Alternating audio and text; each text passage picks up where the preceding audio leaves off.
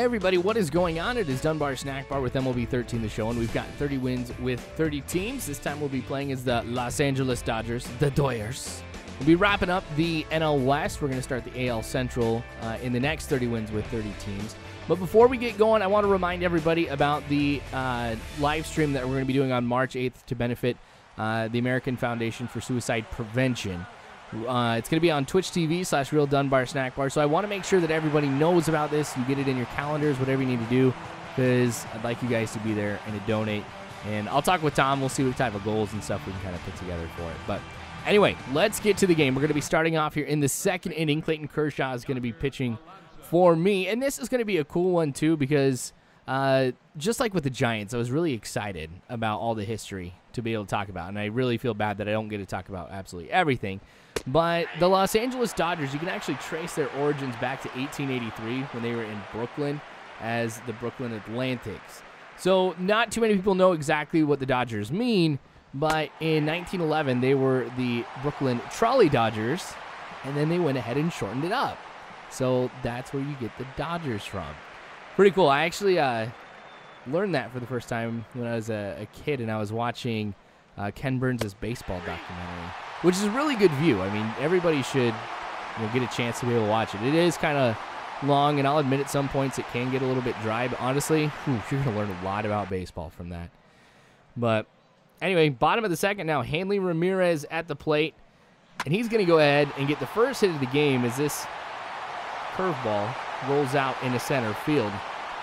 So I'm kind of wondering what I want to do right here with Hanley Ramirez, if I want to just go ahead and try and steal a base, because he's got some decent speed. I mean, I've taken the lead on over to second because I am going to give it a shot. I mean, this early in the game, but that one was a little bit low. Great throw, but not going to be in time. Hanley Ramirez will be safe at second base, so we're looking to be able to strike early against the San Diego Padres in this one. Not too often I get a chance to be able to go back and take a look at it, so I don't know. It's something I want to do a lot more because I get so excited about base running. I don't know what it is, but like when it comes to this game or just baseball games in general, I get more worked up about stealing bases than anything else. Now, I'm not able to bring Hanley Ramirez home, but Crawford is going to go ahead and hit this one into the gap. It's going to roll to the wall, so he'll round first, head on over to second, and stay there standing up. So again, we're threatening to get a run, and I'm surprised we haven't got anything yet in the few innings of play that we've had thus far.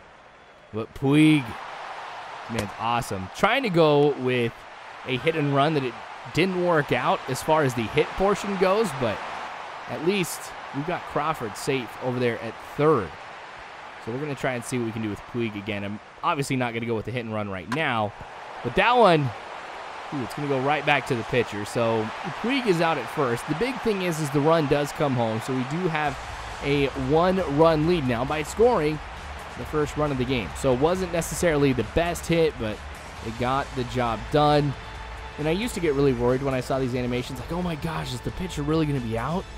But no. Kelly will be staying in the game, of course. But let's see if we can get him pulled here just by going ahead and getting a bunch of hits, wearing him down. Here's Hanley Ramirez again. That was another one that hung over the plate.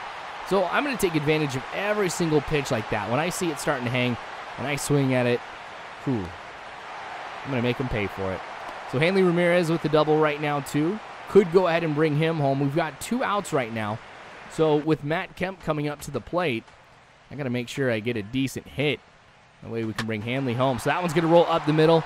Since Hanley does have some speed, I will round third. Come home. That throw by Cameron Maybin. I was safe. That was a close one.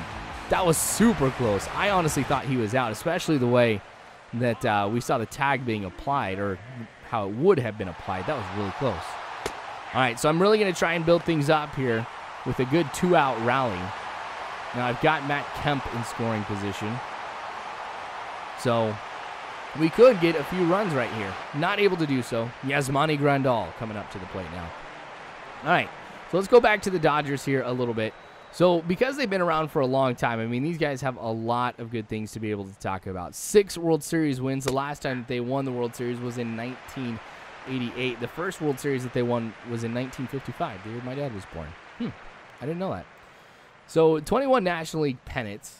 They've been in the wild card a couple times. But honestly, I mean, this team has got so much history. They play, at Dodger Stadium, which has a lot of history behind it, too. It was built in 1962. Not as much history, of course, as when you're talking about Wrigley Field and when you're looking at Fenway Park. But still, you think about what has happened in baseball since 1962. And, yeah, these guys have seen quite a bit. So a lot of big-name players have played for the Dodgers over the years. I really couldn't be able to go through absolutely all of them. But you got like Sandy Koufax, Jackie Robinson. I mean, you just talk about those two names right there. That's a video unto itself. But, man, I don't know. Like, I got so much respect for this organization. In fact, I got a lot of respect for organizations that have just been around for a long time and the things that they've been able to put together. But anyway, back to the game now. All right, bottom of the sixth, still 2-0. Adrian Gonzalez, I'm really surprised that one counted as a base hit because usually the second baseman is standing right there. But with the way that they were shifted on over to the right, it kind of makes sense that I'd be able to go ahead and get a base hit with something like that. So this one goes right down the line. Adrian Gonzalez is going to round second, head over to third, and I'm going to do it. I'm going to round third and come home. The throw, ooh, that was a good throw. If that one would have been off by a little bit, Adrian Gonzalez would have been out. I really blew an opportunity right there to get a couple of runs. I guess it all would have been dependent on me going ahead and getting another base hit, but I don't know. That just wasn't smart. I should have held up Agon at third. It's okay. I make mistakes like that. We all do. And I guess you really can't, win unless you take some kind of risks. Sure, you can win by being pretty conservative and stuff, but not in the long run. You got to take those risks. All right, so this could be a double play, except for the fact that I'm not able to hold on to it. So that's going to put runners at first and second now for the San Diego Padres. So Hanley messing up right there. That could end up being very costly. Carlos Quentin coming up to the plate. So I've got one out right now.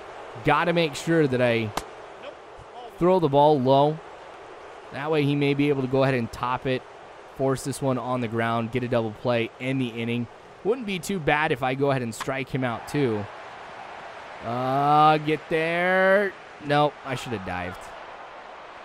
Oh, well. I'm always kind of worried when I dive that I'm, increasing the chance of injury dramatically.